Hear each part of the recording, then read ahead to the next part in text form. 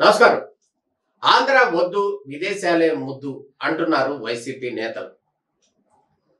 YCP అధికారంలో ఉన్నటువంటి సందర్భంలో విచ్చలవిడిగా అధికార దుర్వినియోగానికి విచ్చలవిడితనానికి అలవాటు పడినటువంటి నాటి వైసీపీ నేతలు నేడు కనుమరుగయ్యేటందుకు ప్రయత్నం చేస్తున్నారు.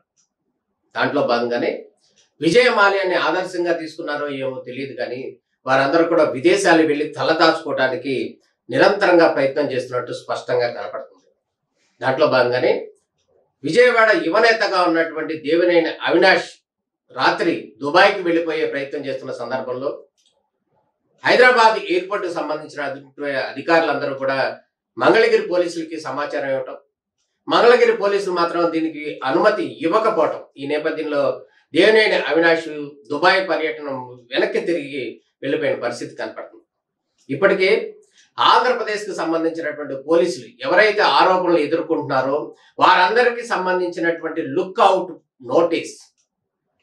నోటీస్ ఎక్కడైతే విమానాశ్రయాలు ఉన్నాయో వాటందరి అధికారులకు కూడా అందించిన పరిస్థితి కనపడుతుంది. ఈ నేపథ్యంలోనే ఆంధ్రప్రదేశ్ కు సంబంధించినటువంటి ఆరోపణలు ఎదుర్కొంటున్నటువంటి నేతలు ఎవరైతే ఉన్నారో వారందరూ కూడా చిక్కుల్లో పడ్డ పరిస్థితి కనపడుతుంది. ఎందుకంటే ఇప్పటికే కొంతమంది వైసీపీకి సంబంధించినటువంటి నేతలందరూ కూడా అదృశ్యం అయిపోయారు. వారందరూ కూడా ఎక్కడ ఉన్నారో కూడా తెలియని పరిస్థితి. విదేశాల్లో ఉన్నారని కొంతమంది, పక్క రాష్ట్రాల్లో ఉన్నారని కొంతమంది, ఇంకెక్కడున్నారో తెలియదంటూ కూడా కొన్ని రకాల సమాచారాలు కొంత ఆశ్చర్యం కలిగిస్తున్న పరిస్థితి కనపడుతుంది. ఇప్పటికే కనుక మనం గమనించినట్టయితే కృష్ణా జిల్లాకు సంబంధించినటువంటి వల్లభనేని వంశీ ఆయన ఇప్పటికే అమెరికా పౌరసత్వం కావాలని చెప్పి అక్కడ లేఖలు సంధించారు. అదేవిధంగా అక్కడ అధికారులను కూడా వారు కోరారు అంటూ కూడా వార్తలు వస్తున్న పరిస్థితి కనపడుతుంది. అక్కడ పౌరసత్వం తీసుకుని అక్కడే సెటిల్ అయిపోదాం అనేది వారి ఆలోచన కావచ్చు.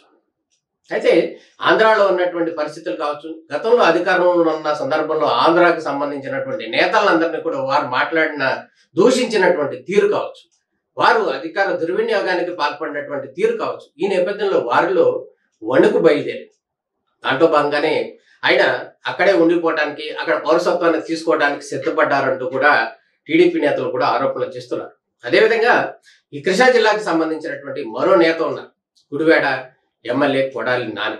ఈయన కూడా గడిచిన 2 నెలల నుంచి కూడా అదృశ్యం అయిపోయారు, దాదాపు అదృశ్యం అయిపోయారు. ఎక్కడా కూడా కనపట్టలేదు, వినపట్టలేదు.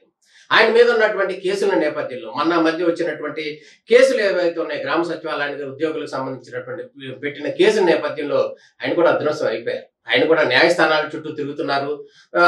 న్యాయ కోవిధులందరూ కూడా దానికి సంబంధించినటువంటి సంప్రదింపులు జరుపుతున్నారు. మొత్తానికైతే ఆయన కనుమరుగైపోయిన పరిస్థితి కనపడుతుంది. ఇంకో విషయాన్ని కనుక గమనించినట్టయితే మాచర్ల ఎమ్మెల్యేగా ఉన్నటువంటి ఎవరైతే ఉన్నాడో మాచర్లి పిన్నెల్లి రామకృష్ణారెడ్డి, ఆయన జైల్లో ఉన్నాడు. పోలింగ్ బూత్ కి వెళ్ళి ఆ బ్యాలెట్ బాక్స్ ఏదైతే ఉందో దాన్ని ధ్వంసం చేసిన కేసుకు సంబంధించినటువంటి విషయాలు కావచ్చు, ఇంకా అనేక అంశాలకు సంబంధించినటువంటి వర్షంలో ఆయన జైల్లో ఉన్నారు. ఆయన సోదరుడు ఇప్పటికీ 6 నెలలు అయిపోతుంది దాదాపు. ఆయన ఎక్కడ ఉన్నాడో కూడా పోలీసులు కూడా చిక్కడం లేదు. అంటే ఆయన కూడా అదృశ్యం అయిపోయిన పరిస్థితి కనపడుతుంది. ఇది ఒక వర్షం. ఇంకో విషయాన్ని కనుక గమనించినట్టయితే నాటి మంత్రిగా ఉన్నటువంటి మహిళా మంత్రిగా ఉన్నటువంటి రోజమ్మ ఎవరైతే ఉన్నారో ఆమె కూడా గడిచిన 2 నెలల నుంచి కూడా ఆంధ్ర ప్రాంతంలో పర్యటించిన సందర్భం కానీ నగర ప్రాంతంలో ఉన్న పరిస్థితి అయితే లేదు.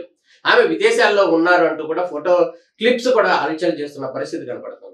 అంటే ఇక్కడ గతంలో చేసినటువంటి పాపాలు ఏవైతే ఉన్నాయో వాటన్నిటికి సంబంధించినటువంటి న్యాయ విచారణలు కనుక జరిగితే వారందరూ కూడా శిక్షలు ఎదుర్కోవాల్సి వస్తుంది, కోర్టులు ఎదుర్కోవాల్సి వస్తుంది అనే నేపథ్యంలో వారందరూ కూడా విదేశాలకు వెళ్ళిపోదామనే వ్యూహంలో ఉన్నారు అంటూ కూడా అనేక రకాల వార్తలు వస్తున్న పరిస్థితి కనపడుతుంది. అంటే మొత్తానికి కనుక వాళ్ళందరూ కూడా విజయమాల్య ఆంధ్ర దేశానికి సంబంధించినటువంటి అనేక ఆర్థిక అంశాలకు సంబంధించినటువంటి అవకతవకలు చేసిన నేపథ్యంలో ఆయన లండన్ వెళ్ళిపోయి ఈ దేశానికి రాకుండా మళ్ళీ అక్కడే సెటిల్ అయిపోయి శ్వేత తీర్చుకుంటున్న పరిస్థితి కనపడింది. ఈ నేపథ్యంలోనే ఆంధ్రప్రదేశ్ కు సంబంధించినటువంటి కొంతమంది నేతలు ఎవరైతే ఉన్నారో, ఆరోపణలు ఎదుర్కొంటున్నటువంటి నేతలు ఎవరైతే ఉన్నారో వారందరూ కూడా విదేశాలకు వెళ్ళిపోయి తలదాచుకుందాము, ఆంధ్రప్రదేశ్ లో ఉన్నటువంటి పరిస్థితి ఇక్కడ చంద్రబాబు నాయుడు కావచ్చు, నారా లోకేష్ కావచ్చు, జనసేన అధినేత పవన్ కళ్యాణ్ కావచ్చు, వీరు ఈ ముగ్గురిని చూస్తుంటే గతంలో చేసిన వాళ్ళ వ్యాఖ్యలు కావచ్చు, గతంలో చేసినటువంటి మాట్లాడిన మాటలు కావచ్చు, వీటన్నిటిని తీరును కనుక వాళ్ళు గమనించినట్టయితే వారి వెన్నులో వణుకు పుడుతున్న పరిస్థితి కనపడుతుంది. గతంలో చేసిన వారి ఆకృత్యాలన్నీ కూడా ఇప్పుడు ప్రత్యక్షం అవుతాయనే ఒక భయం కనపడుతున్న పరిస్థితి కనపడుతుంది. దాంట్లో భాగంగానే దేవినేని అవినాష్ టీడీపీ ఆఫీస్ మీద దాడి చేసిన సందర్భంలో ఆయన కూడా ముద్దాయిగా ఉన్నాడంటూ కూడా పోలీసులు సమాచారం ఇచ్చిన నేపథ్యంలో ఆయన దుబాయ్ పర్యటనను ఆపేశారు.